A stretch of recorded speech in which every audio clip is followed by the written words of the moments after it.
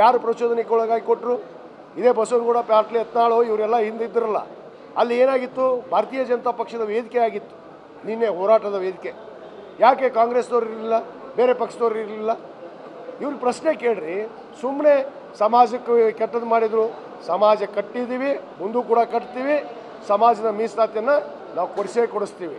ಆದರೆ ನಿಮ್ಮಂಗೆ ಹೇಳಿ ಥರ ಯಾರ್ಯಾರು ಹಿಂದೂ ಬೆನ್ನು ಹತ್ತಿ ಹೋಗುವಂಥ ಅವಶ್ಯಕತೆ ನಮಗಿಲ್ಲ, ಸಮಾಜದವ್ರಿಗಿಲ್ಲ. ಸಮಾಜಕ್ಕೆ ಹೋದತ್ತು ನನಗೆ ಈ ರಾಜ್ಯದಲ್ಲಿ ಯಾರು ಸಮಾಜ ಯಾರು ಕಟ್ಟಿದ್ರು, ಯಾರು ಏನು ಮಾಡಿದರು ಅನ್ನೋದು ಆ ಕುಟುಂಬದಲ್ಲಿ ಹುಟ್ಟಿದ್ದೀನಿ. 50 ವರ್ಷ ಪದೇ ಪದೇ ರಾಜಕಾರಣ ಹೆದರಿಕೆ ಹಾಕ್ತಾರೆ. ಮುಂದಿನ ಸಾರಿ ಚುನಾವಣೆ ಅಂತ, ಚುನಾವಣೆ ನಿಲ್ತೀವಿ, ಗೆಲ್ತೀವಿ ಅನ್ನೋ ಮಾತನ್ನು ಹೇಳ್ತೀನಿ. ನಿಮ್ಮ ತಾಕತ್ತು ಯಾರಿಗಾರಿದ್ರೆ ನಿಮ್ಗೆಲ್ಲರೂ ಬರ್ರಿ, ನನ್ನ ವಿರುದ್ಧ ನೋಡೋಣ. ನಿಮ್ಮ ತಾಕತ್ತಿದ್ರೆ ಬರ್ರಿ, ಅದನ್ನೂ ತೋರಿಸ್ತೀನಿ ನಾನು ಏನಾಗುತ್ತೆ ಅನ್ನೋದು. ಚುನಾವಣೆ ಸುಮ್ಮನೆ ಸಮಾಜದವ್ರನ್ನ ಎತ್ಕಟ್ಟಿ ಅವರಿಗೆ ಚುನಾವಣೆ 28ರ ಚುನಾವಣೆಯಲ್ಲಿ ಮತ ಹಾಕಬಾರ್ರಿ ಅನ್ನೋದು ಇದು ರಾಜಕಾರಣ ಅಲ್ವಾ? ಒಬ್ಬ ಮಠಾಧೀಶರಾಗಿ, ಸ್ವಾಮೀಜಿಯಾಗಿ ಯಾವ ರೀತಿ ಮಾತಾಡ್ಬೇಕು ಅನ್ನೋದು ಕಲೀರಿ. ನನಗೆ ಕಲಿಸುವಂಥ ಅವಶ್ಯಕತೆ ನಿಮ್ಮಿಂತ್ರ ಇಲ್ಲ. ನಾನು ವಯಸ್ಸಿನಲ್ಲಿ ಕೂಡ ದೊಡ್ಡವಿದ್ದೀನಿ, ನನಗೆ ಗೊತ್ತೈತಿ.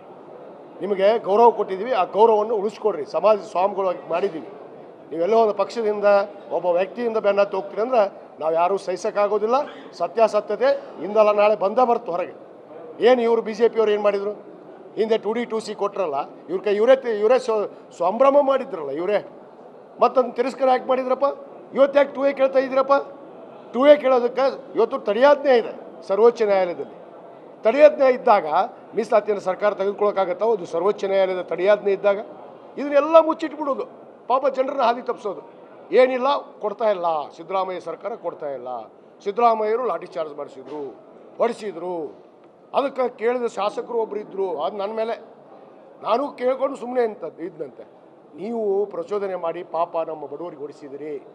ಹಿಂದೆ ನಾನಿದ್ದಂಥ ಸಂದರ್ಭದಲ್ಲಿ 3 ವರ್ಷಗಳ ಕಾಲ ಹೋರಾಟ ನಡೀತು. ಪಾದಯಾತ್ರೆ ಮಾಡಿದೆ, 712 ಕಿಲೋಮೀಟ್ರ್. ಧರಣಿ ಸತ್ಯಾಗ್ರಹ ಮಾಡಿದೆ, ಇಡೀ ರಾಜ್ಯದ ತಾಲೂಕು ಮಟ್ಟಕ್ಕೆ ಅಡ್ಡಾಡಿದೆ. ಒಂದು ಗಲಾಟೆಯನ್ನು ತೋರಿಸ್ರಿ, ಒಂದು ಗಲಾಟೆ ಆಯಿತಾ?